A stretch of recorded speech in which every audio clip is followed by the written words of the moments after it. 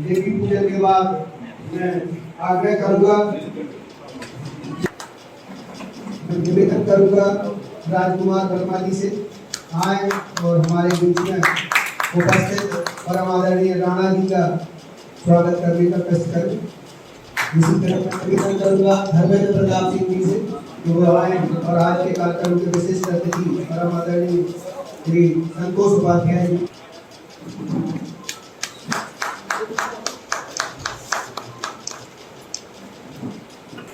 मां शारदा के चरणों में प्रणाम करते हुए मैं आज की दिवसीय कृषि संस्थाओं की पाठशाला के संबंध में पधारे आदरणीय श्री अमृत भाजप जी जिला पंचायत सीओ जो पूरी ऊर्जा के साथ दतिया के ग्रामीण क्षेत्र और शहर में लगातार नशा मुक्ति, पर्यावरण, शिक्षा, स्वास्थ्य और ग्रामीण व्यवस्था के लेकर हमेशा चिंतित रहते हैं और 100% गांव का डेवलपमेंट हो, लोग जो पात्र हितग्राही हैं उनके पूरी योजनाओं का लाभ को स्थायी स्तर पे मिल जाए, इसलिए रात दिन प्रत्येक करते हैं और सारे जनपद सीओ और अन्य भी अधिकारियों के साथ लाइसेंस बना के काम कर रहे हैं। और जिससे अपन देख रहे हैं नशा मुक्ति के क्षेत्र में ग्रामीण की वजह से ही ये पूरा अवार्ड अपन को दतिया को प्राप्त हुआ है, जिससे हर गांव में ग्राम पंचायतों में नशा मुक्ति कार्यक्रम हो रहे हैं। उसमें समाज सेवी संगठनों का भी महत्वपूर्ण योगदान है। जैसे कि सर के माध्यम से आज नशा मुक्ति की रैलियां भाटेर, चेवड़ा और दतिया विकास खंडों में निकाली गई है। कहीं ना कहीं दतिया प्रदेश में छोटा जिला होने के बावजूद भी बहुत बड़ी स्थान पर खड़ा हो गया है। वो आदरणीय कलेक्टर सर, सीओ सर और एडीएम सर के माध्यम से रात दिन जो काम हो रहा है और समाज का उसमें सहयोग है पूर्ण, इसलिए ये पूरा जिला इतना प्रोग्रेस कर पा रहा है। और मैं सब सामाजिक संगठनों को जनविज्ञान परिषद वर्तमान समय में मध्य प्रदेश में जितने भी स्वैच्छिक ये भी संगठन है या एनजीओ, प्राइवेट स्कूल, इंस्टीट्यूशन भी है, तो सब रजिस्टर्ड है। इसलिए ये शासन का निर्णय हुआ है, सामान्य प्रशासन का निर्णय हुआ है, माननीय मुख्यमंत्री जी का आदेश हुआ है कि मध्य प्रदेश की जितनी भी संस्था हैं वो जन विज्ञान परिषद में ऑनलाइन रजिस्ट्रेशन, ऑफलाइन रजिस्ट्रेशन करेंगी। और आने वाले समय में मध्य प्रदेश सरकार ने निर्णय लिया है कि जन विज्ञान परिषद मध्य प्रदेश की एनजीओ क्षेत्र की एक नोडल एजेंसी होगी, जिसके आने वाले जो कार्यक्रम है वो जन विज्ञान परिषद के माध्यम से और रजिस्ट्रेशन की प्रक्रिया पूरे मध्य प्रदेश में जन विज्ञान परिषद करने जा रहा है। उसके अंतर्गत पूरे मध्य प्रदेश के 52 जिलों में एक दिवसीय एनजीओ की वार्तालाप का आयोजन किया जा रहा है। उसके माध्यम से अपन समाज में और भी जो संस्थाएं छुटी हुई हैं जो काम कर रही हैं लेकिन कहीं ना कहीं वो रजिस्टर्ड नहीं है, समितियां वो रजिस्ट्रेशन हो उनके और वो मुख्य धारा में जुड़े, जिससे प्रदेश में एक गणना के रूप में भी संस्था मजबूत दिखे और सरकार उनके लिए कोई वेलफेयर के लिए, समाज के लिए वो अच्छा काम कर पाए। तो कुछ प्रोजेक्ट डिजाइन हो रहे हैं, उनमें सरकार आने वाले समय में उन संस्थाओं को चिन्हित करेगी जो बेहतर फील्ड में काम करेंगे, बेहतर परफॉर्मेंस करेंगे और जो जन विज्ञान परिषद के माध्यम से उन प्रोजेक्ट को जनता तक पहुंचाने का प्रयास करेंगे। तो इस टाइप की पूरी कार्यशाला है और इसमें अपने यहाँ 4 सत्र रहने वाले हैं। इसमें स्वयंसेवी संस्थाओं की संरचना और प्रबंधन, स्वयंसेवी संस्था क्यों आवश्यक है और उसका प्रबंधन किस प्रकार से होता है। तीसरा जो अपना दूसरा टॉपिक रहने वाला है स्वैच्छिक संगठन के, जैसे अपन को फर्स्ट आईडी में रजिस्ट्रेशन है, संस्था के रूप में, ट्रस्ट के रूप में, कोऑपरेटिव सोसाइटियों के रूप में, तो जी कितने प्रकार के रजिस्ट्रेशन होते हैं, किस आर्टिकल के अंतर्गत होते हैं। जी दूसरा सब्जेक्ट अपना रहने वाला है। तीसरा सब्जेक्ट अपना नियमित सामाजिक और उत्तरदायित्व या CSR fund, social welfare fund, जो सामाजिक जो गतिविधियां हो रही है उनके लिए शासन की मदद करने के लिए बहुत सारे उद्योगपति रिलायंस है, कुछ समाज वरिष्ठ समाज सेवी हैं, कुछ हनुमानपुर से जैसे स्कूल की जो शिक्षा व्यवस्था चल रही है उसमें सरकार ने निर्णय लिया है जो बच्चे उन स्कूलों में पढ़े जिनके बाद वो आज अधिकारी हैं, नेता हैं, व्यवसायी हैं, बड़े उद्योगपति बने, तो वो ध्यान करें कि अगर उस स्कूल में पढ़ते थे तो उस समय वहाँ किस चीज़ की जरूरत थी और जो वर्तमान में भी नहीं है, तो उनको दान स्वरूप वहाँ स्कूल की शिक्षा के अंदर इंफ्रास्ट्रक्चर में मदद कर सकते हैं, शिक्षा की डिजिटल शिक्षा में मदद कर सकते हैं, वहाँ की स्वच्छता में मदद कर सकते हैं, वहाँ की इंफ्रास्ट्रक्चर में मदद कर सकते हैं। तो ऐसे उद्योगपति हैं जो उस विद्यालय से पढ़े हो तो उनको लगेगा कि हम इस विद्यालय में पढ़े हैं तो हमारा उत्तरदायित्व है उसके लिए कुछ ना कुछ करें, अगर हम सक्षम है तो आने वाले जो बच्चे हैं उनको भी वहाँ की दिशा तय करेगी, क्योंकि वो पैसे वाले बच्चे बड़े अच्छे विद्यालय बड़े बड़े विद्यालयों में पढ़ते हैं, लेकिन कहीं ना कहीं शासन के साथ समाज को मिलना पड़ेगा और जो उत्तरदायित्व सरकार का है उसके पहले समाज का भी उत्तरदायित्व है कि वहाँ की जो व्यवस्था सरकार बना के दे रही है उनका सफल संचालन करने की जिम्मेदारी गांव के नागरिकों की है, समाज सेवियों की है। वहाँ का नैतिक कर्तव्य है कि अपने मूल्यों को समझेगा। सरकारी चीज सरकार की नहीं है, समाज की है, समाज को उसका संवर्धन संरक्षण करना है। इन सारी चीजों को लेकर ट्रेनिंग हो रही है, इसमें मूल्यांकन अनुसरण जो काम सरकार के माध्यम से हो रहे हैं, समाज से भी इस काम को कर रहे हैं, इसको कहीं ना कहीं बस पार्टी भी इसको ऑर्गेनाइज कर रही है। इसके बाद एक स्वैच्छिक सामाजिक आकेक्षण जो समाज में ग्रामीण विकास विभाग की गतिविधियों में काम हो रहे हैं, सरपंच सचिव और भी जनप्रतिनिधि द्वारा जो ग्रामीण विकास में काम किए जा रहे हैं, जैसे पुल पुलिया का निर्माण हो रहा है, वहाँ ग्राम सभाएं भी हो रही हैं, वहाँ निर्णय भी हो रहे हैं क्या पंचायत में काम होना चाहिए। इसका एक मध्य प्रदेश में पिछले 5 साल से लगातार सामाजिक आंकेक्षण सोशल ऑडिट का काम किया जा रहा है। सामाजिक आंकेक्षण सोशल ऑडिट किसी भी विभाग की हो सकती है कि अभी एक नल जल योजना पूरे मध्य प्रदेश पूरे भारत भर में चल रही है जल शक्ति अभियान के माध्यम से, तो उसका भी सोशल ऑडिट होना है, तो उसमें कहीं ना कहीं एनजीओ और वॉलंटियर्स का महत्वपूर्ण योगदान रहने वाला है। इन 4 विषयों को लेकर यहाँ शाम तक ये शब्दवृद्धि की ट्रेनिंग होने वाली है। मैं आदरणीय सर इस कार्यक्रम में पधारे, उनके माध्यम से शुरुआत हुई है। आदरणीय अरविंद राणा जी जिलाधिकारी पधारे, उनका इस कार्यक्रम में स्वागत है। आदरणीय संतोष उपाध्याय जी प्राइवेट एसोसिएशन हमारी अध्यक्ष, उनका भी स्वागत है। और यहाँ जितने दतिया जिले के जितने भी स्वयंसेवी संगठन बैठे हुए हैं, वॉलंटियर्स बैठे हुए हैं, उनका भी इस कार्यक्रम में बहुत बहुत स्वागत है। इन सब लोगों के साथ धन्यवाद। और इसी क्रम में अनिल पुजारी और श्री राम विधोलिया इन जैसे कंधों पर आई बहन ज्योति के तब से मित्रों आपने वास्तव में इस अभियान से पूछा था कि अगर इतने अभियान न चले, इतनी स्वयंसेवी संस्थाएं नशे को लेकर के अगर जागरूकता संदेश न फैलाएं तो समाज में क्या होगा मित्रों? विस्फोट होगा। आज अगर ये संस्थाएं लोगों को जागरूक न करें, हम लोग स्कूल संचालन के माध्यम से, संवाद के माध्यम से अगर लोगों तक नशे के दुर्विकार, नशे की कमियां, नशे से फैलने वाली जो भी कुरीतियां हैं अगर न समझाए तो मित्रों हमारे भारत का हर मानव नशे से ग्रसित हो जाएगा। यह इस भारत मध्य प्रदेश जन अभियान की देन कहें, यह हम शिक्षण संस्थाओं की मित्रों तारीफ करें कि आज हम लोग बच्चों के माध्यम से, अपने शिक्षक शिक्षिकाओं के माध्यम से, जन अभियान परिषद अपने वॉलंटियर्स के माध्यम से सदैव यह पवित्र संदेश लेकर के आज पूरे देश में यह जन अभियान चलाता है, क्योंकि जो भी विकार आज व्यक्ति के होते हैं, जो भी पतन की पहली सीढ़ी होती है और जो भी पतन की आखिरी सीढ़ी होती है, उसकी कहीं ना कहीं से पृष्ठभूमि नशे से प्रभावित होती है। मित्रों नशा एकमात्र ऐसा बिंदु बनाया गया है, और अच्छा तो होगा तब तो व्यक्ति शुरुआत में जब इससे जुड़ता है लेकिन फिर इसको छोड़ नहीं पाता। जो नशा बेचता है वो हंसता है कि मैं 1 साल में एक की जगह 2 मकान कर लूंगा और 2 साल में तुम्हारा मकान बिकवा दूंगा।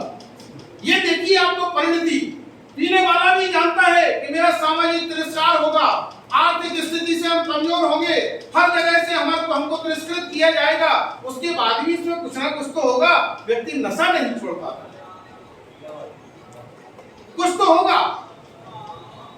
अभी राय साहब पैरालीगल वॉलंटियर्स के तौर पर हमें और सुदीप जी को जेल में भ्रमण करने का 4 दिवस पहले अवसर मिला था, तो मैं सीओ साहब को बताना चाहूंगा, मेरे साथ में अधिवक्ता रणवीर थे, एक कैदी भाग करके आया और वकील साहब अब तो कम से कम आप उनको छुड़वा दो। तो वकील साहब परिचित थे, तो वकील साहब ने यही कहा कि मैंने जब जब तुमको छुड़वाया तब तब तुमने उतना एहसान नहीं माना और तुरंत बाहर आकर के तुम शराब पे आदी हो गए और मुश्किल से 3 या 4 दिन शराब पी पाते होगे और चौथे दिन तो फिर आ जाते हो। इसलिए अब वकील ने भी संकल्प प्रण कर लिया है कि जब तक तुम वचन पत्र भर के नहीं दोगे कि मैं नशा नहीं करूंगा तब तक मैं तुमको जेल से नहीं निकलवाऊंगा। मैं उस वकील के उद्गार सुनकर के प्रसन्न हुआ। मैंने वकील साहब को धन्यवाद दिया। मैंने कहा वकील साहब आप भी हमारे जन अभियान में और नशा मुक्ति के उसमें अग्रणी भूमिका निभा रहे हैं, आपने भी बहुत अच्छी उसको बात कही है, मैं आपकी ये बात सुनकर के बहुत खुश हुआ। मित्रों, बच्चों के माध्यम से इसका बहुत प्रभाव पड़ता है।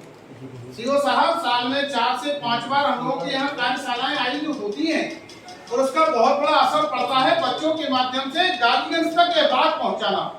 मैंने पिछली बार लॉ कॉलेज में कहा था, एक बालिका को जब हमारे यहाँ कार्यशाला आयोजित हुई, हमारे विनोद मिश्र जी ने भाषण प्रतियोगिता आयोजित की, लड़की के दिमाग में मन मस्तिष्क में नशे के विरोध में सारी बातें जब समाहित हो गई, उसने घर पर जाकर सीधे ही अंदर गई तो दादाजी ने बुलाया कि बेटा स्कूल से आने के बाद तुम रोज हमारे पास आती थी, आज क्यों नहीं आई?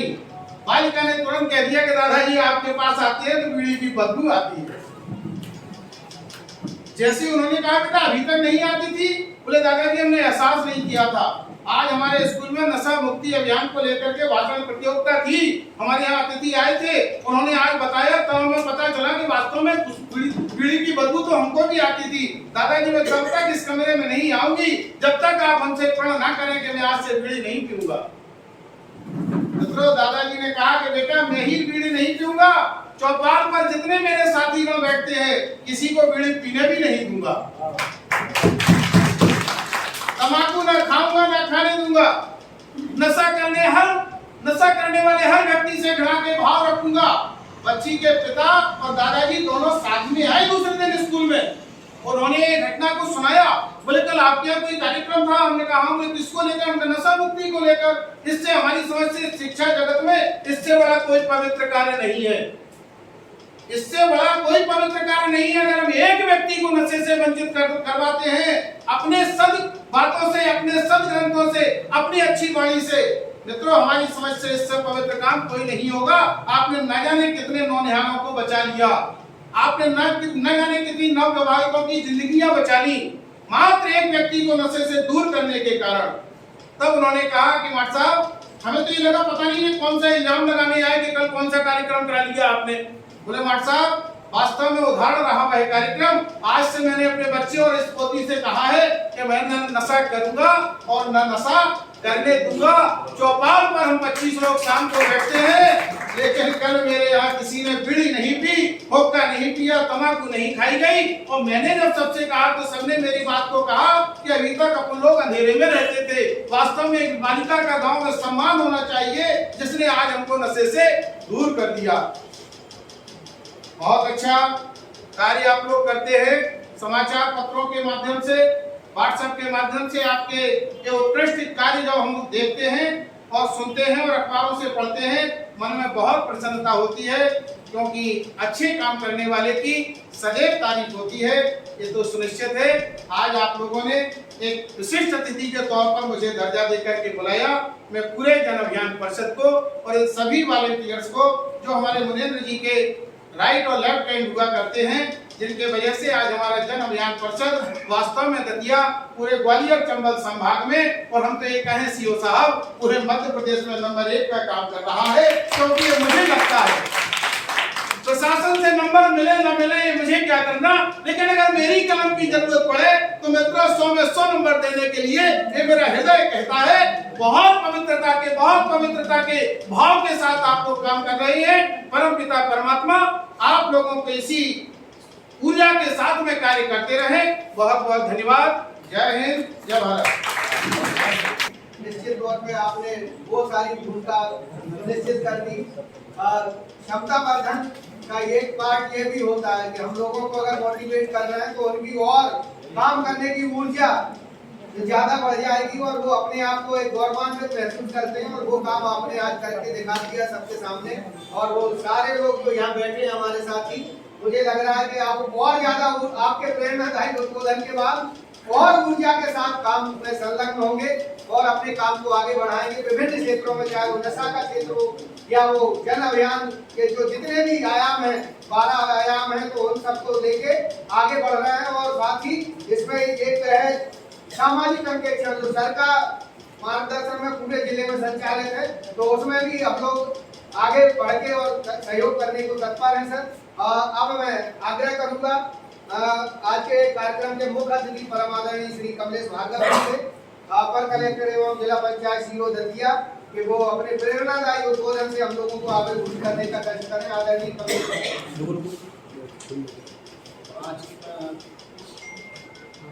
आज आयोजित कार्यशाला को उपस्थित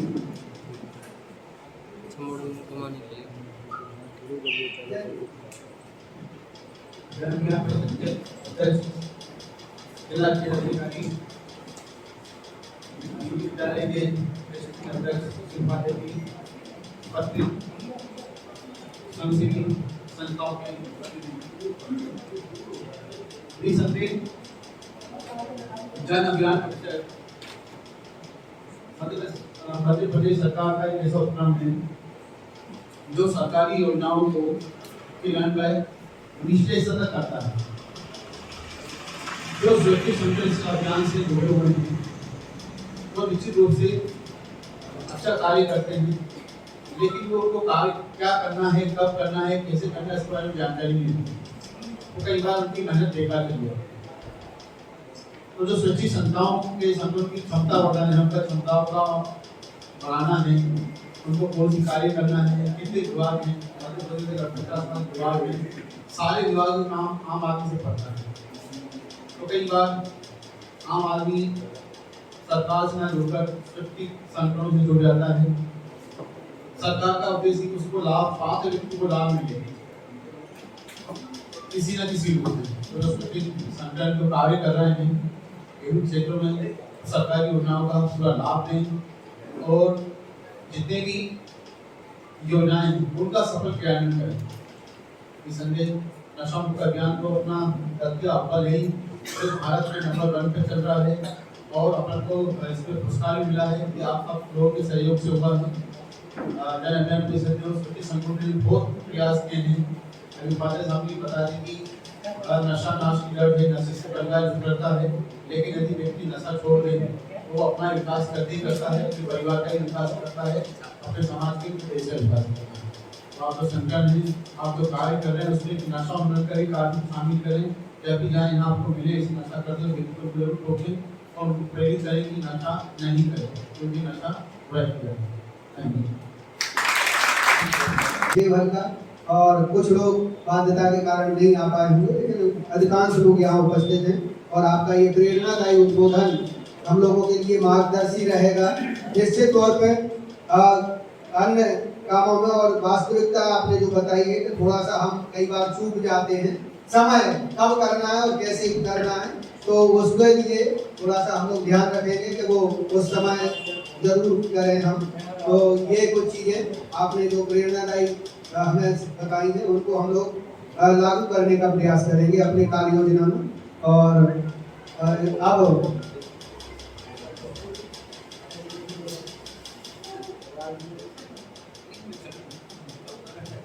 तो अरविंद राणा जी जो जिला खेल अधिकारी हैं उनसे निवेदन करूंगा कि अपना जो सत्र है उनका उससे संबंधित जानकारी। अच्छा बात में अच्छा, तो उन्हें शेरवाली जी से निवेदन है कि वो जन अभियान परिषद की योजना और कार्यक्रमों के बारे में अपना प्रेरणादायी उद्बोधन देने का। आदरणीय मंच और सभी साथियों को मेरा नमस्कार। जैसा कि स्वागत के पश्चात अपन लोग जन अभियान से यहाँ जितने भी लोग बैठे हो सकता है 2-3 लोग ही बच्चे ना हो, बाकी तो सारे लोग बच्चे। तो जन अभियान परिषद बेसिकली पूरे मध्य प्रदेश में 1997 से एक संस्था के रूप में काम कर रहा है। ये पहले जनविज्ञान परिषद ग्रामीण विकास के अंतर्गत था। वर्तमान में योजना आर्थिक एवं सांख्यिकी विभाग के अंतर्गत उपक्रम के रूप में काम कर रहा है। बेसिकली माननीय मुख्यमंत्री जी का मानना है कि जनविज्ञान परिषद जो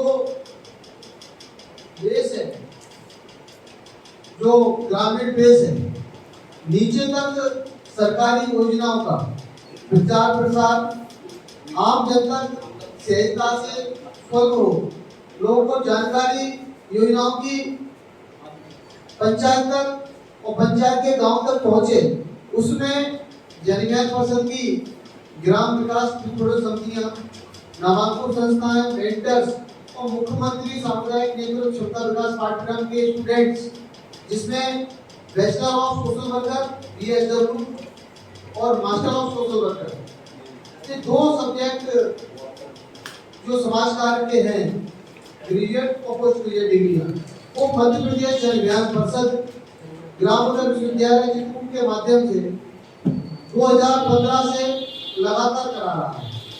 पहले ये कोर्स समाज क्षेत्र में महिला बाल विकास जनविज्ञान परिषद आदिवासी कल्याण द्वारा 3 प्रभाग एक कोर्स को मिलकर चला रहे थे, लेकिन वर्तमान में 2022 से माननीय मुख्यमंत्री के निर्देशानुसार ये कोर्स जनविज्ञान परिषद को एकत्रीकरण के रूप में दिया गया है।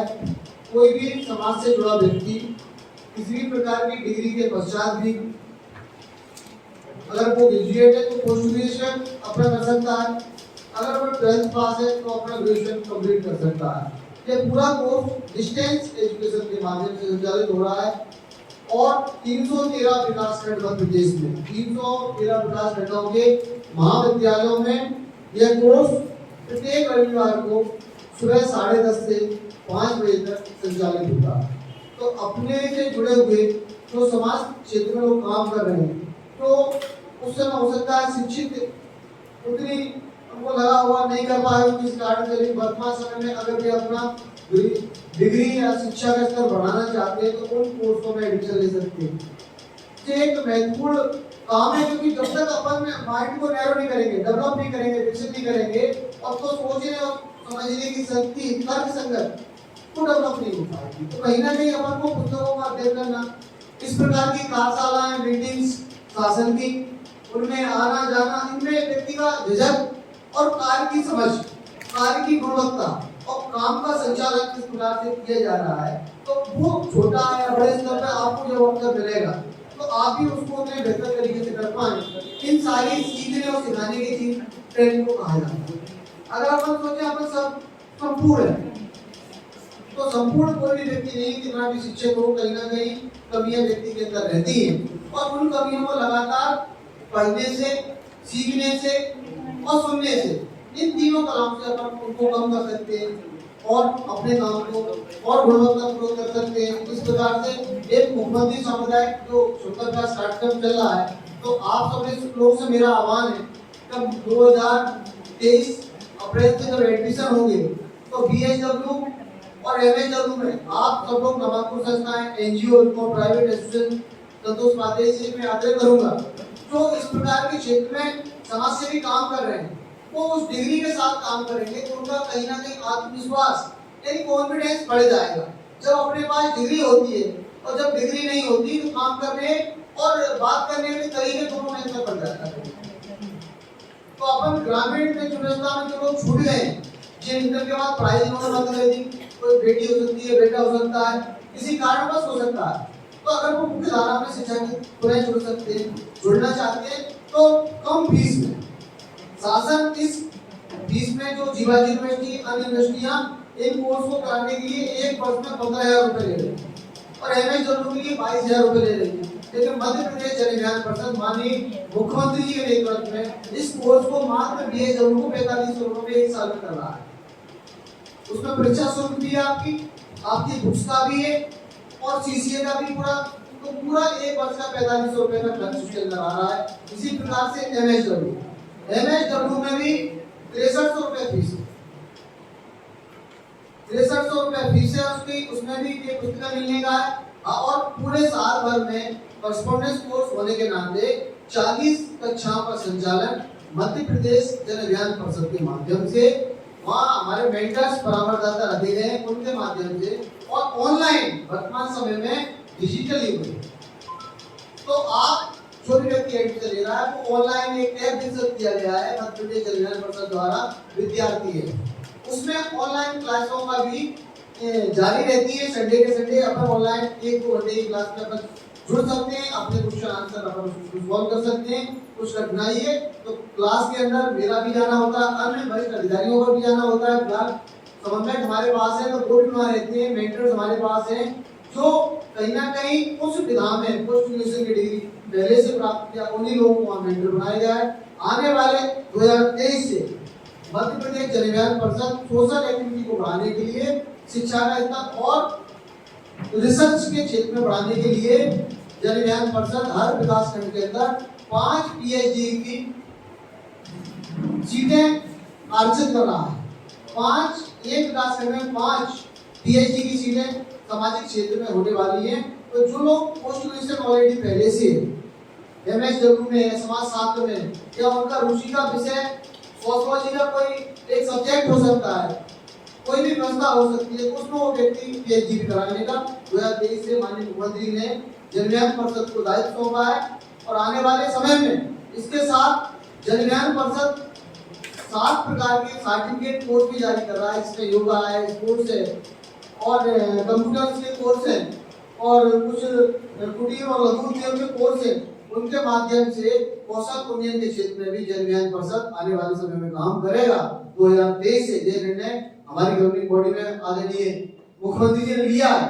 तो माननीय मुख्यमंत्री जी का मानना है सरकार के साथ जब तक जनता का समन्वय और जनता का समन्वय के लिए एक माध्यम उन्होंने तैयार किया, उसका नाम है जन अभियान परिषद, जो सरकार और शासन के बीच में एक सेतु का काम कर रहा है। आदरणीय सर के समझ कई सारी चीजों में रखता हूँ, सर उसको विद इन मिनट में सॉल्व कर देते हैं। अगर किसी की कोई समस्या तो सर वास्तविकता बहुत हृदय के बहुत नरम है और वो कहने के पहले ही वो उन कामों को अगर उन तक चीज जाए पहुंचाए और वो किसी काम को लटकाने को कोई विश्वास नहीं करते। तो आप लोग क्षेत्र में जो समस्या जो आपको कठिनाई लग रही है, कोई बात दिख रही है कि योजना में छूट रहा है, आवास में छूट रहा है, शौचालय में छूट रहा है, या किसी का वृद्धा पेंशन हो रही है, किसी का विकलांग सर्टिफिकेट में समस्या आ रही है, कहीं ना कहीं बहुत सारी छोटी छोटी समस्याओं से व्यक्ति ग्रस्त है, बड़ी समस्याओं से कोई ग्रस्त है। उनको आप सब लोगों को अपनी नैतिक भूमिका को समझना पड़ेगा, आप सबको आगे आना पड़ेगा और उन छोटी छोटी कठिनाई के मानव जीवन में उनको सॉल्व कराने का दायित्व उत्तरदायित्व माननीय मुख्यमंत्री जी ने नामांकुर संस्था और जन अभियान और इन सोशल वॉलंटियर्स को दिया है। आने वाले समय में अपन सोशल ऑडिट का भी काम सर के मार्गदर्शन में करने वाले हैं। सामाजिक क्षेत्रीय सोशल ऑडिट होने वाली है। नल जल योजना है, दतिया संचालित योजना चल रही है, उनकी भी सोशल ऑडिट जनवरी से जन अभियान परिषद को मिल चुकी है, उसमें अपने वॉलंटियर्स अपन करेंगे। और भी विभागों में 10 विभागों की सोशल ऑडिट माननीय मुख्यमंत्री ने निर्णय लिया है कि इनके सोशल ऑडिट कराएंगे अप्रैल के पहले तक। तो इन सब कामों को जन अभियान परिषद कर रहा है। जैसा कि बार बार कह रहा हूं, जन अभियान परिषद की क्षमता यहाँ की संस्था है, यहाँ के वॉलंटियर्स हैं, यहाँ के छात्र हैं, यहाँ की बचपन समितियां हैं। तो जितने सक्षम होंगे, जिसमें काम सुदृढ़ होंगे, उन सब कामों में आप लोगों का सहयोग चाहिए, जिससे अपन शासन के समक्ष जो जनता में जो भी कठिनाई है उनके जीवन में उसको कहीं ना कहीं दूर कर पाए।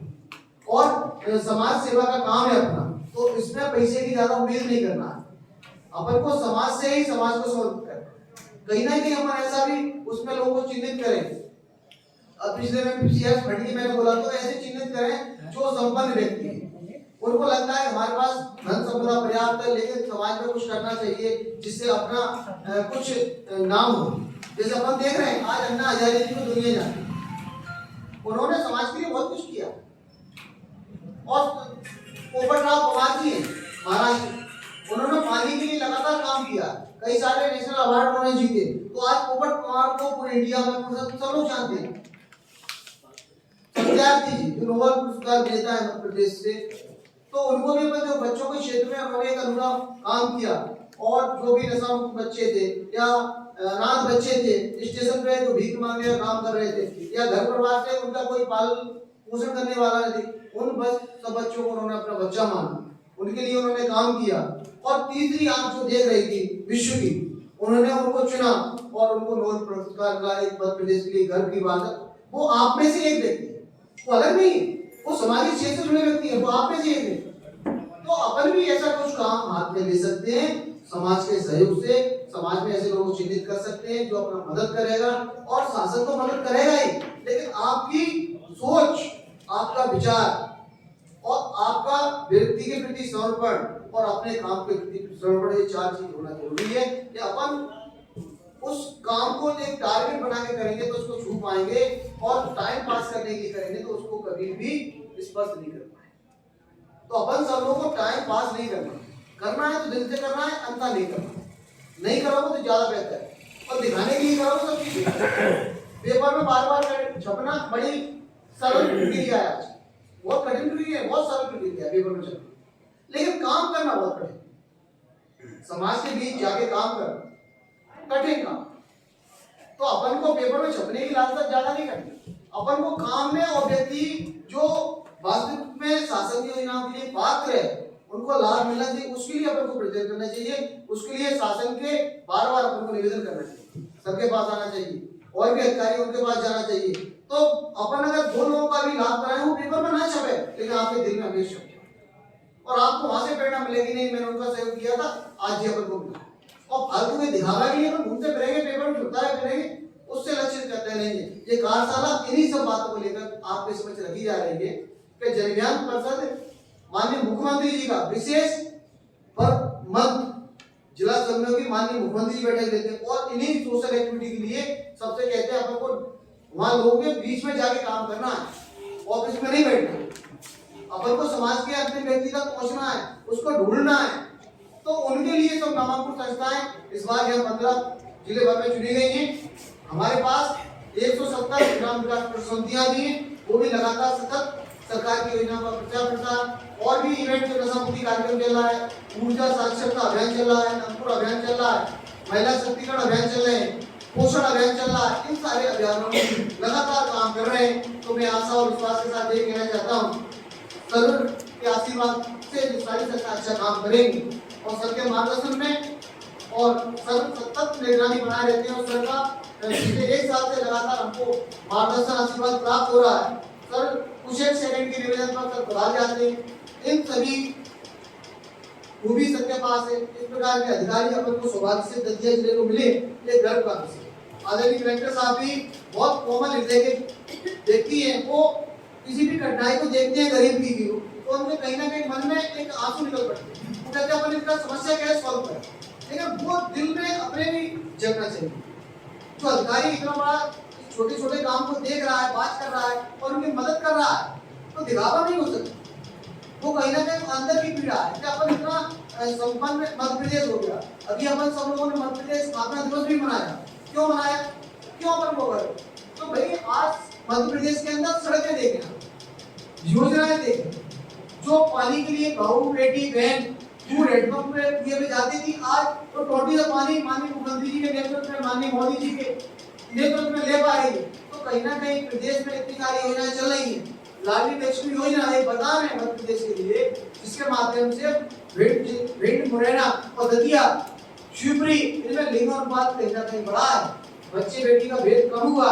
ये आप सब लोग ही बता रहे हैं, स्वीकार भी कर रहे हैं, और सरकारी आंकड़े भी इस बात को गवाह है। मैं भिंड का रहने वाला हूँ, मुरैना दतिया ये सब एक ही कल्चर के तीनों जिले हैं। तो यहाँ बेटियों की संख्या एक समय कम हुआ करती थी, आज माननीय मुख्यमंत्री के निर्देशन में ये सारे काम बड़े सफलतापूर्वक चल रहे हैं। और इसमें महत्वपूर्ण कड़ी मैं बार बार कह रहा हूँ, सामाजिक संगठन है, सामाजिक लोग हैं, सामाजिक वॉलंटियर है, सामाजिक संस्था है, इसमें प्राइवेट स्कूल एसोसिएशन भी जुड़े। वो अपना विद्यालय केवल ना चलाए, वो समाज के सरोकार के जितने भी इवेंट है उनमें पार्टिसिपेशन करे। मैंने इस कार्यशाला के अंदर उन लोगों को भी इनवाइट किया, वो भी आए, वो भी जनज्ञान परिषद से जुड़े, वो भी सरकार के अंग हैं, और सरकार और समाज के बीच में कोई भेद नहीं, सब एक ही व्यक्ति है। काम का अलग अलग स्तर है, तुमको ये काम करना है, तो ये काम करना है, लेकिन समाज के हित के सब एक, कोई अलग नहीं। आदरणीय गृह मंत्री जी के नेतृत्व में दतिया जिला नशा मुक्त पूरे मध्य प्रदेश में नंबर 1, इसके बाद कुपोषण में नंबर 1। तो ये सारे चीज मार्गदर्शन परीक्षा का रह रहा है, तो अपन सबने पुरातत्व में भी अपन देखें एडीएम सर अच्छा काम कर रहे हैं और पूरे एडीएम सर के माध्यम से अपन देख रहे हैं जो चीजें पूरा गाइड करने का काम कर रहे हैं। आदान सरकारी बहुत आवाज ये सारे काम चल रहे हैं, तो कहीं ना कहीं टूरिस्ट गाइड भी मध्य प्रदेश में दतिया में नाम आ गया है। इससे पहले दतिया का नाम नहीं था, लेकिन आप सभी को यह चिन्हित करना है पुरातत्व के ऐतिहासिक स्तर कितने हैं, तो आप अपने स्तर से आपकी नॉलेज में आते हैं तो चिन्हित करें, आप उनको चिन्हित करें, उनको चिन्हित करें, उनका टूरिस्ट गाइड में नाम लिखवाएं।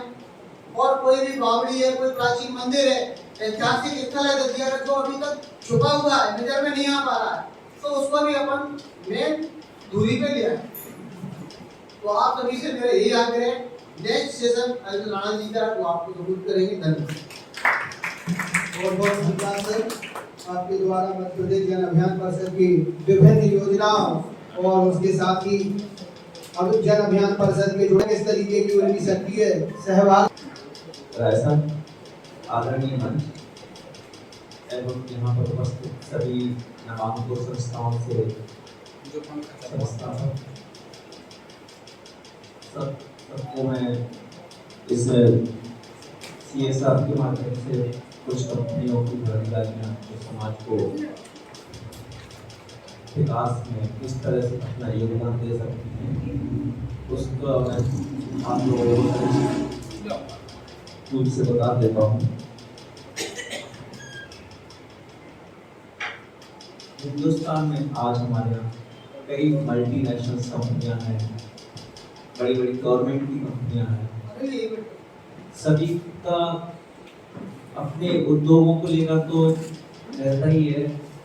उसके साथ साथ जब भी कॉन्ट्रैक्ट साइन होते हैं गवर्नमेंट के प्रोजेक्ट से, गवर्नमेंट से जब भी लोग परमिशन लेते हैं तो गवर्नमेंट कहती है आप अपना पैसा कमाओगे, आप अपना उद्योग बढ़ाओगे, आप आगे जाओगे, लेकिन देश को उससे क्या फायदा? आपने एम्प्लॉइज रखे, एम्प्लॉइज ने काम किया तो आपने उनको पे किया, लेकिन वो तो उस एम्प्लॉइज ने मेहनत की, उसका पैसा आपने उनको दिया। इसलिए कब शासन ने एक योजना बनाई, क्यों ना आपकी जो प्रॉफिट है एक लिमिटेशंस कर दी, इतनी प्रॉफिट आपके इस इंडस्ट्री से आपकी कंपनी को फायदा होगा, इतना नुकसान होगा, जो फायदा होगा उसके आधार पे आप हमारे सामाजिक संस्थाओं में, हमारे शिक्षा के क्षेत्र में, मेडिकल के क्षेत्र में, स्पोर्ट्स के क्षेत्र में आपको कहीं ना कहीं भागीदारी निभानी होगी, विकास के क्षेत्र में। तो ये किसी कंपनी का आय 1000 करोड़ है, किसी की 2000 करोड़ है, तो गवर्नमेंट ने फिक्स कर दिया। उस कंपनियां तो छोटी भी हैं, वो भी रजिस्टर्ड है, बड़ी हैं, वो भी रजिस्टर्ड। कंपनी का एक टारगेट फिक्स कर दिया गवर्नमेंट ने कि आपकी इतनी आय है, इसका इतना परसेंट हमें फायदे में से चाहिए।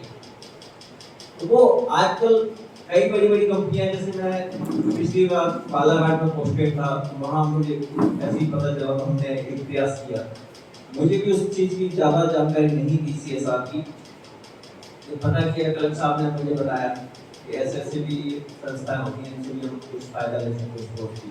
तो हमने वहाँ के GM साहब से बात करी, GM साहब ने बोला इस बात का तो हमारा फंड खत्म हो चुका है, हम अदर एक्टिविटियों में दे चुके हैं, अगली बार हम प्रॉमिस करते हैं तो हम आपको अवेलेबल कराएंगे। हमने जब संपर्क किया फिर उसी साल का हमने इंतजार किया। उसके बाद उन्होंने हमें कलेक्शन सर के माध्यम से हमने GM सर से कांटेक्ट किया, उससे बात करी, तो उन्होंने बताया हमारे पास इतना बजट है। कलेक्टर सर ने उनको बोला कि आप इतना देती, इतना हम मिला के इंडोर हॉल का हमने एक निर्माण करवाया। जब पता नहीं है तो इसीलिए जन अभियान परिषद क्या योजनाओं को बताता है, आप लोगों के बीच में लेके आता है कि गवर्नमेंट की कौन सी योजना है, किसके लिए, कहां से कैसे प्रचारित होती है, कौन अधिकारी आपकी मदद करेगा, ये सब चीजों का दायित्व आप लोगों को जाता है। जन अभियान अब एक अकेला व्यक्ति, एक कर्मचारी नहीं ऐसा कर सकता कि आपकी योजना को आप लोगों को कैसे पता चलेगा। अब उन्होंने संस्थाओं को जोड़ा, संस्थाएं गाँव से जुड़ी, हर आदमी के घर तक पहुंचना मुमकिन है, इसलिए संस्थाएं लोकल से होती हैं, उन्हें उस गांव की समस्या पता होती है।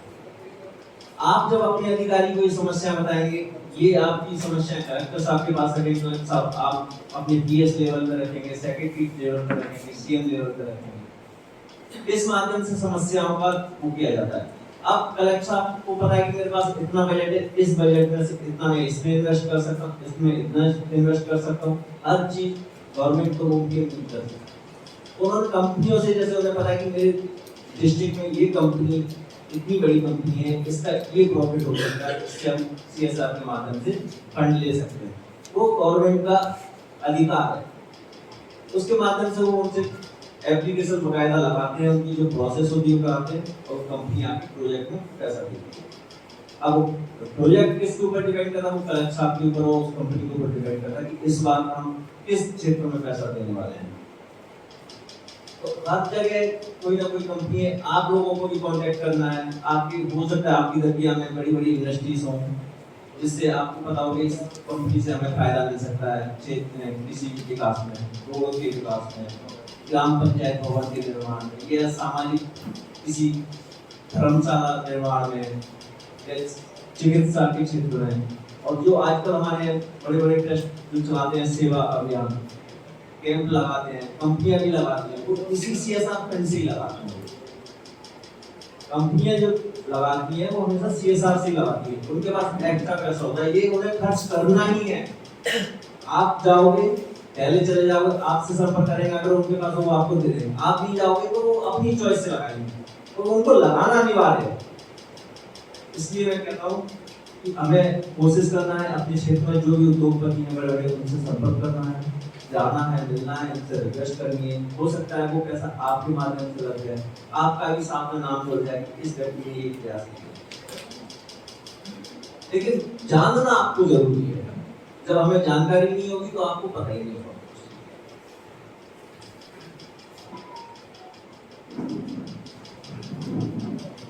अभी एक जानकारी हम लोगों के लिए हो रही है, मैं आपको अपने विभाग के बारे में थोड़ा सा बता दूंगा।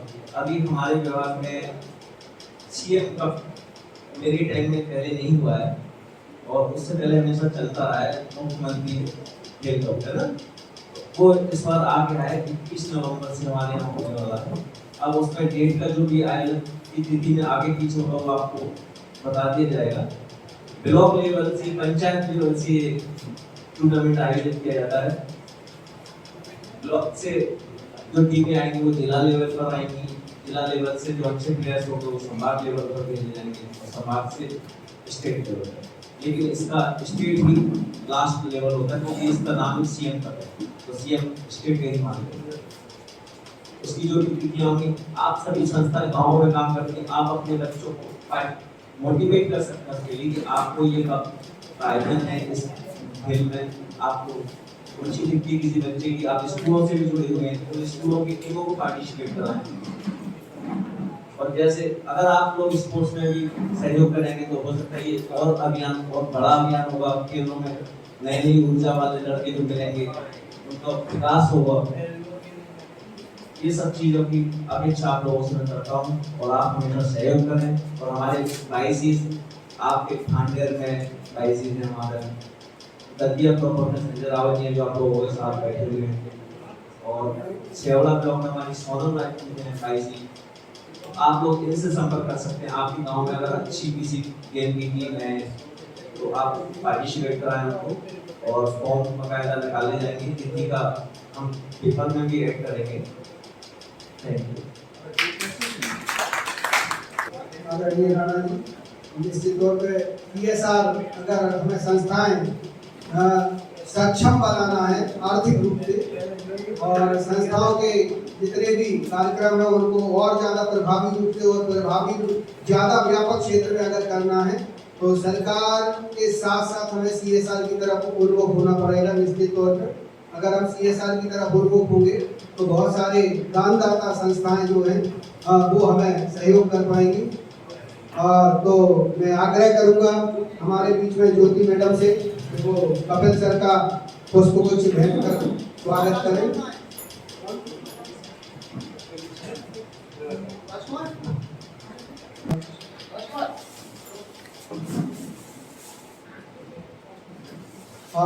अब मैं इसकी प्रक्रिया पूरी चलती है। अब क्या होता है कि भारत सरकार अपने फंड का सही उपयोग हो रहा है कि नहीं हो रहा, उसके लिए एजी ऑडिट करवाती है। एजी ऑडिट होता है नहीं कर देना। अभी क्या होता है कि अपन ग्राम सभा करवाते हैं, अधिकतर लोग नहीं आते ग्राम सभा में, कुछ लोग ही आ पाते हैं। यही अभी इसमें चल रहा, आने वाले समय में जो सामाजिक न्याय विभाग द्वारा योजना संचालित हो रही है, पेंशन जैसे विधवा, वृद्धावस्था, निःशक्त, राष्ट्रीय परिवार सहायता, मुख्यमंत्री कन्या आयोग की योजना, तो इसका भी आगे चल के होगा। एमडीएम, फूड सिक्योरिटी का, आंगनवाड़ी का, एसबीएम, इनका भी अभी फिलहाल में केवल मनरेगा का चल रहा है।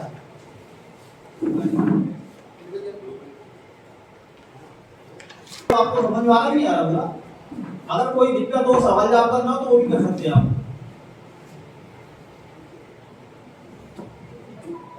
जो भी आपको अगर समझ में नहीं आ रहा है क्या है क्या नहीं, एमडीएस का ऐसे करेंगे। एमडीएस में क्या होगा कि हर स्कूल में समूह चल रहा है, उस समूह को पैसा जाता है, उस पैसे के अनुपात में छात्र की उपस्थिति है कि नहीं, समूह द्वारा जो बिल दिया है उसके अनुसार भोजन बन रहा है कि नहीं बन रहा है, उपस्थिति भी देखी जाएगी। इसके अभी हुआ नहीं, आगे चल के ऐसा होगा।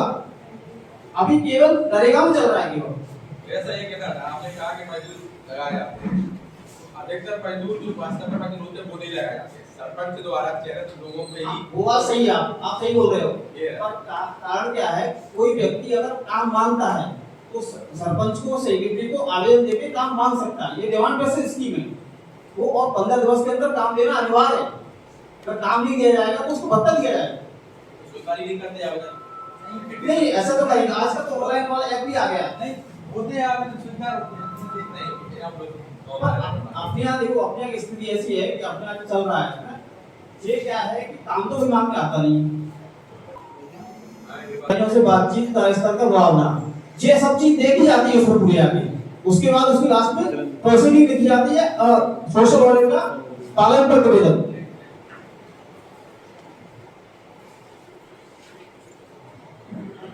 में 6 ग्रुप काम कर रहे हैं। एक ग्रुप में 3 सदस्य होते हैं, 18 लोग होते हैं, और एक बार में 6 पंचायतों में ऑडिट किया जाता है। पिछली बार ऑडिट किया गया तो 131 पंचायतों को पूरा किया जा चुका है। इस साल में 131 पंचायतों को पूरा किया जा सकता है, किया जा चुका है। शेवड़ा में 91 पंचायतें, शेवड़ा में 5 ग्रुप है, 15 लड़के काम कर रहे हैं, उसमें भी 91 पंचायतों को ऑडिट हो चुका है। भांडेर में 68 पंचायतें, 4 ग्रुप है, 12 लड़के काम कर रहे हैं, वहां भी हो चुका है। पिछले साल 5,42,000 की रिकवरी निकाली गई थी, उसमें से 5,37,000 की लोग रिकवरी हो चुकी है। ऑडिट के चरण किस तरीके से, जैसे आपने तो ऑडिट का जो वो दे दिया सीट यहाँ से निकाल के उनको कैसे तरीके, अब उसमें क्या होता है देखो, वहाँ जाके ये लोग किस तरीके से करेंगे, वहां बता रहे हैं आपको। इनको पहले रिकॉर्ड दे दिया जाएगा, 10 लाख से जो कम व्यय हुआ है पंचायत में, उसमें 3 दिन सत्यापन किया जाता है। 10 लाख से 25 लाख तक है, उसमें 5 दिन किया जाता है। 25 लाख से ऊपर है, उसमें 7 दिन, 6 दिन सत्यापन, 7 दिन ग्राम सभा की जाती है। ये लोग रिकॉर्ड लेके जाते हैं, इसको कैलेंडर जारी कर दिया जाता है विधिवत तरीके से। उसके बाद ग्राम सभा द्वारा निर्णय लिया जाता है कि जैसे तालाब बनवाया गया है, तालाब पे इतना व्यय हुआ है, इतना मजदूरी का, इतना सामग्री का। अब वो लोग निर्णय करते हैं कि हाँ ये व्यय सही है तो सही मान लिया जाता है। उनने की नहीं 5 लाख का व्यय नहीं हुआ, व्यय हुआ केवल 4 लाख का, 1 लाख की रिकॉर्ड चली जाती है।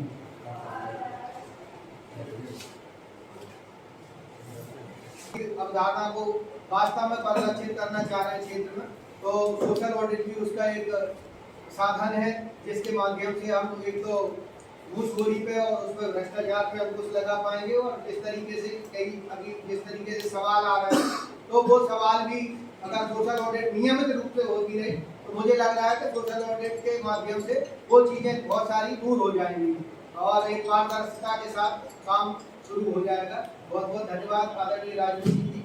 और आपसे बस यही रहेगा कि अगर संभावनाएं बनती हैं आगे चल के, और शायद आएगी भी, क्योंकि अभी बीएसडब्ल्यू और एमएसडब्ल्यू के जो छात्र हैं इनको शामिल करने की बात शायद आने वाली है, तो वो आपके पास आएंगे उन निर्देशों को, तो जन अभियान परिषद के साथ ही आपको आगे बढ़ाना पड़ेगा। आज सोशल ऑडिट विदिन 5 सालों से समाज के बीच जाके समाज के व्यक्ति ही कर रहे हैं।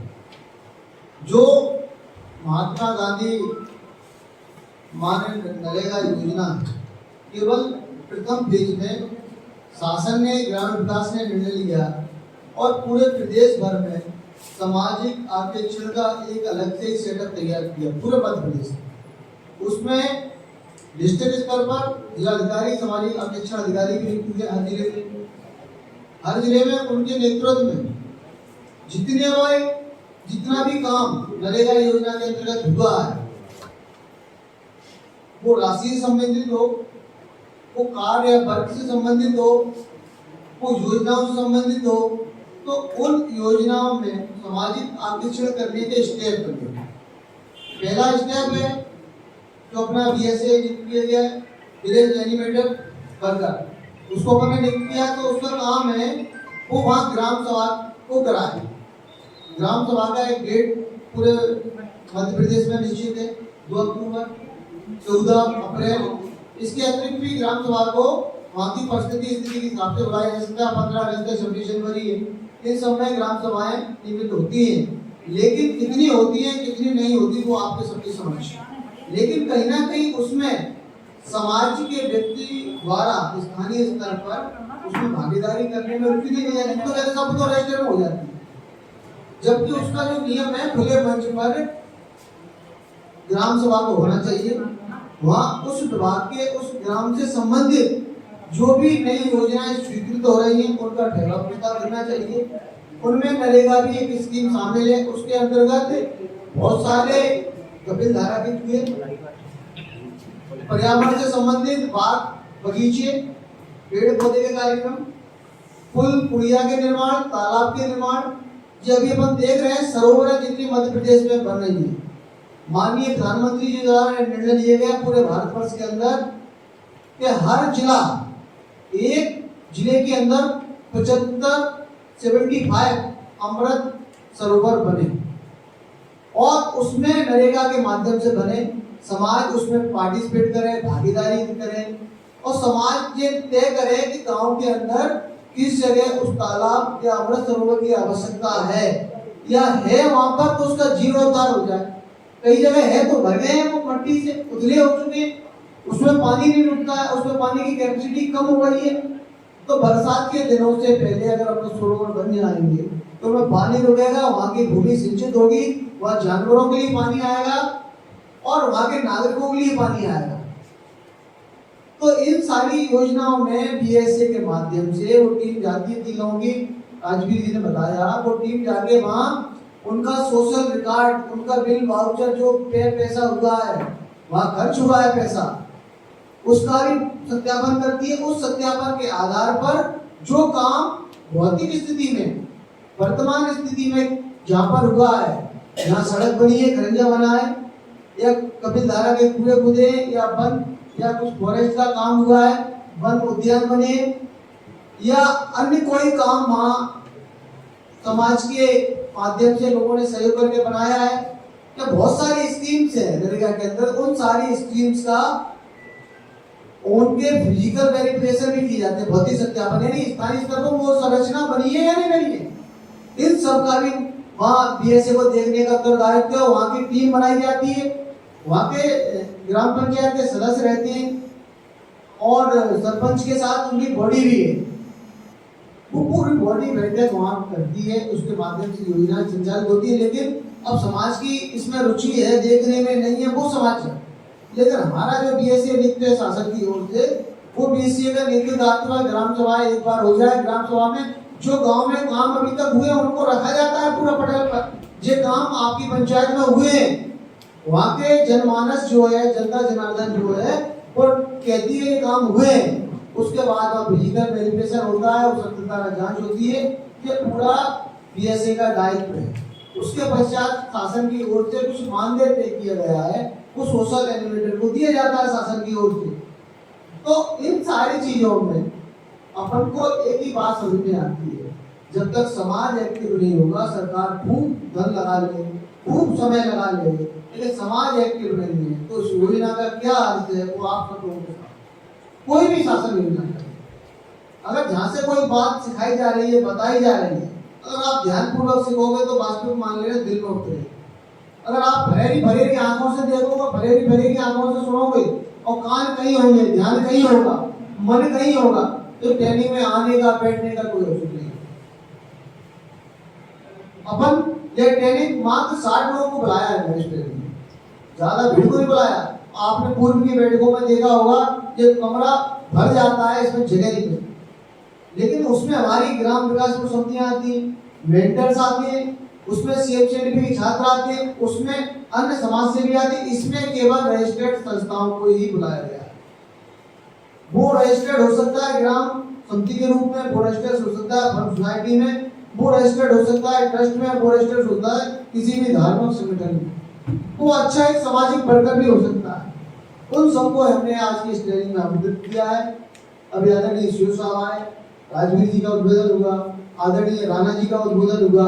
जैसा कि आपको राणा जी ने बताया कि सीआरआर जो सोशल वेलफेयर का फंड है, जितने भी उद्योगपति हैं शासन को टैक्स के रूप में भी पैसा देते हैं, लेकिन शासन ने ये नियत बनाई है पूरे भारतवर्ष के अंदर जो संस्थाएं 12 और 80G में रजिस्टर्ड हैं, जिनके पास पैन कार्ड है, जिनके पास और रिक्वायरमेंट की चीजें टैक्स से संबंधित होती हैं, उन सभी संस्थाओं के माध्यम से अगर इंडस्ट्रियल उद्योगपति 5% राशि वेलफेयर में खर्च करेंगे तो प्रदेश के विकास में उनकी भागीदारी होगी। वो चाहे 2% दे दें, वो 5% दे दें, वो अपना जो उनका लाभ है उसके आधार पर वो स्वयं उसको कर सकते हैं। वो एक संस्था को भी दे सकते हैं, 10 संस्थाओं को भी दे सकते हैं। ऐसा सरकार का कोई उनके ऊपर प्रभावी क्यों नहीं कि आपको कंपल्सरी देना है या इस व्यक्ति को ही देना है, ऐसा कोई प्रभाव नहीं है। वो उनका ऊपर व्यक्ति विशेष है कि उनको किसके माध्यम से समाज में अच्छा काम कराना है, व्यक्ति के माध्यम से कराना है, संस्था के माध्यम से कराना है, किसी ऑर्गेनाइजेशन के माध्यम से कराना है। अपन देखते हैं बैंक सेक्टर, वो किसी भी क्षेत्र, बैंक सेक्टर कई बार सरकारी विद्यालय में, प्राइवेट विद्यालय में वाटर कूलर दान दे दिया, किसी ने पंखा लगवा दिया। अपन देखते हैं कई विद्यालय में जाओगे एसबीआई के पंखे लगे, एसबीआई बैंक ने डोनेट किया, एसबीआई ने, सेंट्रल बैंक ने कई जगह वाटर कूलर डोनेट किए, कई जगह यूनिसेफ ने कुर्सियां दी गई है। एसआरएफ कंपनी मालूमपुर में काम कर रही है, उसके माध्यम से बहुत सारे विद्यालयों को गोद लिया गया है। उसमें गवर्नमेंट के विद्यालय जिनमें डिजिटल एजुकेशन देने का काम एसआरएफ कंपनी मध्य प्रदेश में कर रही है, पूरे मध्य प्रदेश में। उनका मेन जो हेडक्वार्टर है वेलफेयर के लिए नोएडा में। विकासखंड बहुत ही मैं बात करना चाहूंगा जिला भिंड में, तो एसआरएफ कंपनी ने 11 विद्यालयों को गोद लिया। 11 विद्यालयों की शकल सूरत आज उन विद्यालयों से अलग है जिनको किसी ने गोद लिया। वहाँ डिजिटल एजुकेशन है, वहाँ एनवायरमेंट है, वहाँ पेंटिंग है, वहाँ स्वच्छता है, वहाँ कचरे से प्रबंधन है, और वहाँ एक आपको कुर्सी टेबल का एक स्टैंडर्ड दिखेगा, लगेगा कि विद्यालय प्राइवेट से भी कहीं ऊंचा है, प्राइवेट से भी कहीं ऊंचा है। उनकी फैसिलिटी उन्होंने उसमें डोनेट करते करते इतना भव्य बना दिया। उनके टीचर्स की ट्रेनिंग ऑर्गेनाइजेशन कराने का काम, वहाँ हाइजीन माध्यम भोजन की स्कीम चल रही है सरकार के माध्यम से। तो हाइजीन खाने तो बनता है, लेकिन वो हाइजीनिक तरीके से बने, स्वच्छता से बने। वो कचरे जैसे अपन देख रहे हैं ना, माता बहनें जो भी रसोई काम कर रहे हैं, तो उनका कहीं ना कहीं पे लकड़ी कंडे से खाना बनना, तो उन लोगों ने कई जगह गैस को डोनेट किया, कई जगह सिलेंडर भी डोनेट किए उन्होंने, तो उसके माध्यम से वो खाना बन रहा है। तो और बच्चों को और भी शिक्षा से जुड़ी हुई पुस्तकें उपलब्ध कराने का काम, तो इस प्रकार के सीआरएस फंड से काम होते हैं। उसको अपन समाज में और जाए, अपन चाह रहे हैं किसी गांव के अंदर कोई अच्छा काम हो जाए, सार्वजनिक स्थान के लिए हो जाए, सबके लिए हो जाए, कोई हेडपंप लग जाए, कोई आंगनबाड़ी केंद्र अपन गोद ले लें तो वो आंगनबाड़ी केंद्र का स्वरूप बदल जाए। तो मैंने पूर्व में भी आह्वान किया था, यहाँ जितनी भी नामांकित संस्था है, जितने भी और संगठन बैठे हुए हैं और भी समाज सेवी बैठे हुए हैं, वो सब लोग चिंता करें, तो कुछ ना कुछ एक आंगनबाड़ी गोद लें, अपन उसमें छोटी छोटी एक्टिविटी कराना शुरू करें। उनको कैसे साफ सुथरे रख सकते हैं, हाइजीनिक तरीका अपन बच्चों को बताएं, हाथ धोने की पद्धति अपन उनमें डेवलप करें, बर्थडे खाने के पहले हाथ धोए बच्चों। जिस सारा काम इस नामांकित संस्थाओं के माध्यम से किया जाना है। जितने भी संस्थाएं उनको जो काम, अगर तो मैं बार बार एक ही बात को कहता हूँ करेंगे तो बहुत अच्छा है, उनका भी नाम होगा। उनके दिल में कहीं ना कहीं एक समाज के प्रति जो नर्म भाव है, उसके लिए उन्होंने अपनी संस्था रजिस्टर्ड कराई है, समाज के प्रति चिंता है, इसलिए वो इस क्षेत्र में आए हैं। नहीं, वो भी लोग सरकार की नौकरी कर सकते थे, वो भी लोग अपना बिजनेस कर सकते थे, लेकिन समाज के प्रति चिंता है उनकी, समाज के प्रति उनके मन में कहीं ना कहीं लालसा है कि हम अच्छे रह रहे हैं, समाज का और व्यक्ति गरीब है और समाज की योजना को लाभ नहीं मिल पाता, तो हमारे माध्यम से सरकार की योजनाओं को लाभ उस तक पहुंचे। किसी बेटी की शादी कन्यादान योजना में हो, लेकिन वो रजिस्ट्रेशन नामांकुर संस्था का व्यक्ति कराए, हमको लगेगा हमारा नामांकुर का सदस्य बहुत अच्छा काम कर रहा है। किसी को आवास की व्यवस्था सरकार कर रही है, लेकिन उसके डॉक्यूमेंट कंप्लीट कराने का काम अगर हम नामांकुर संस्था, एनजीओ, समिति, मेंटर्स, स्वयंसेवी छात्र करेगा तो कहीं ना कहीं उसमें एक स्वरूप, एक आपका जुड़ाव बनेगा। चक्कर पर कोई काम नहीं करते तो जुड़ाव नहीं बनता, आने जाने से जुड़ाव नहीं बनता है, काम करने से जुड़ाव बनता है। काम करोगे, आप कितनी भी दूरी पे बैठोगे तो आपको वहां स्वीकारता हो, और आप काम नहीं करोगे तो आप नजदीक भी आके बहुत दूर बैठ जाओगे। इसलिए काम का आकलन काम से होता है, संबंधों से कभी नहीं होता। जो काम करेगा उससे वो कहीं दूर बैठेगा तब भी संबंध जी। ग्रामीण क्षेत्र में इन जन लाभकारी योजनाओं से वंचित कराया जाता है।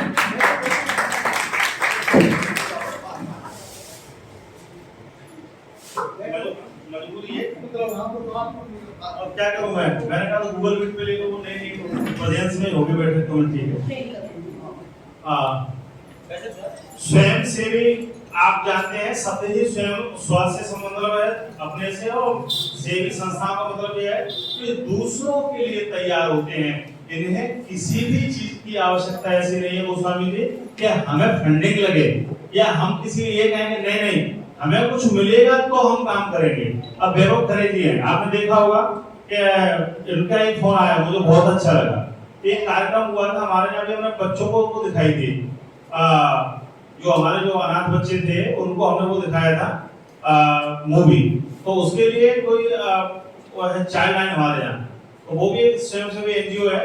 वीडियो नहीं बनाना, हाँ वीडियो बनाना क्या है, सब सीए का रजिस्ट्रेशन से आपको जांच दिखानी पड़ेगी कि आपको क्या आय और व्यय हुआ है, क्योंकि कई जो संस्थाएं होती हैं वो 1-1 करोड़ प्रदेश स्तर पे निकला हुआ विज्ञापन, तो उसमें जो संस्था ली है वो 1 करोड़ से कितने करोड़ की होनी चाहिए टर्नओवर संस्था, हाँ तो 62 टर्नओवर होना चाहिए तब उनको मिलेगा। तो ये आपको धीरे धीरे बढ़ाते रहना चाहिए और प्रयास करते रहना चाहिए, भले ही उसको पैसा आवक जावक डेवलप कर पाते हैं विभाग के बीच में अपने बीच में नहीं। अक्सर क्या होता है कि अधिकारी काम कर रहा है, चीजें कर रहा है, तो इसमें जहां जहां आप काम कर रहे हो, जिस संस्था काम कर रहे हो, तो वहां महिला बालिका से आंगनवाड़ी को साथ में लेके काम करें, जिससे कि ज्यादा क्योंकि मैं ये चाहता हूँ कि आंगनवाड़ी जितनी ज्यादा फील्ड में आएगी, जितनी ज्यादा खुले में आएगी, उतना मजबूती से विभाग उभरेगा, लोगों को सेवाएं मिलेंगी। और जो हमारी छोटी मोटी शिकायतें होती रहती है कि आंगनवाड़ी खुल नहीं रही, चल नहीं रही, बंद, अभी आरुषि जो आरुषि है आरुषि शायद आरुषि, तो उस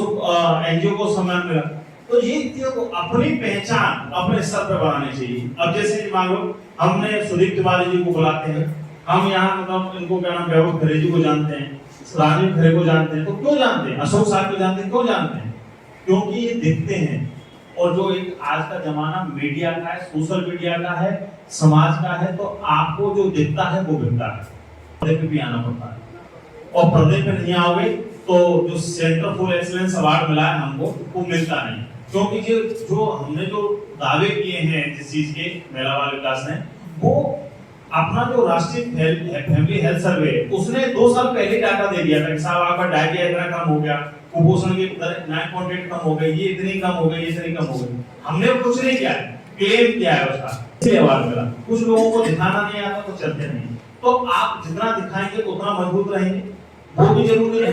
ये बैलेंस शीट और सोसाइटी एक्ट और रजिस्ट्रेशन ये जरूरी है, लेकिन आप बेहतर तरीके से समाज में जरूर दिखें कि हम आप ये काम कर रहे हैं, ये काम कर रहे हैं, ये काम कर रहे हैं, क्योंकि अपनी बात कहना बहुत जरूरी है।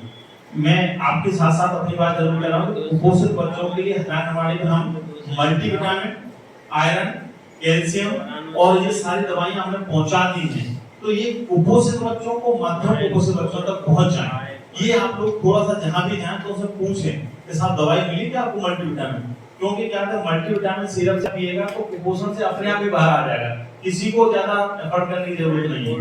14 दिन तक जिंक देनी है, 3 महीने तक उसको पहले शुरुआत में 5 दिन तो उसको एंटीबायोटिक देना है, अमोक्सिलिन 5 दिन, जिससे कि फोड़ा फुंसी, बुखार, खांसी, जुकाम ये ठीक हो जाता है उसका। फिर बच्चे को हम देते हैं 14 दिन तक उसको जिंक, जिससे बच्चे की भूख बढ़ जाए, और 3 महीने तक हम देंगे उसको मल्टीविटामिन, अपने बच्चों को भी देना है, घर के बच्चों को भी, तो जिससे कि उनकी भूख बढ़ जाएगी, मल्टीविटामिन से उनका जो मिनरल्स की कमी होगी वो ठीक हो जाएगी।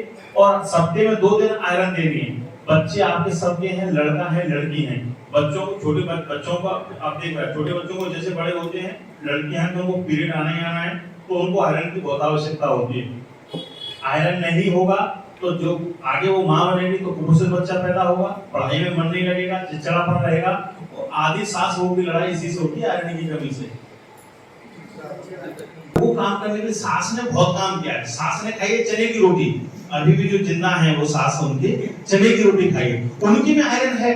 तो वो कहती है हम इतनी जवानी में काम कर लेते थे 40 और बहू से नहीं हो रहा है 2 काम, तो उससे क्या होता है उनको चिड़चिड़ापन छूटता है, वो 2 काम और ठोकती हैं, तो बहू को चिड़चिड़ापन आता है तो घर में विभाजन पैदा होता है, टूट जाता है, परिवार टूटता है। परिवार को अच्छे से रखना है तो सिर्फ आयरन को और कैल्शियम को ठीक रखिए। बहू की कमर में दर्द, पीठ में दर्द, पैर में दर्द नहीं होगा, बहू 24 घंटे काम कर पाएगी, सब लोग मिलजुल के परिवार रहेगा, कभी दिक्कत नहीं होगी। और आयरन की कमी हुई तो परिवार टूट जाएगा, क्योंकि उसको अपने पति और बच्चों का खाना बनाना भारी पड़ता है, परिवार इसलिए टूटता है। तो हमेशा अपने महिलाओं का आयरन कैल्शियम चेक करवाते रहना चाहिए और उन्हें दिलाते रहना चाहिए, जिससे कि विटामिन डी, कैल्शियम और ये दवाइयां सारी आंगनवाड़ी पे फ्री ऑफ कॉस्ट सरकार मतलब भर भर के दे रही है, बस जरूरत है हमको उसके प्रति जागरूक होने की, उसको लेने की। तो एनजीओ की जो बैठक थी, मेरा उद्देश्य यही था, और जो सोसाइटी एक्ट के बारे में तो मुझसे बेहतर आपके सेजवार साहब ये सब जो एक्सपर्ट हैं वो ज्यादा बेहतर बता रहे हैं।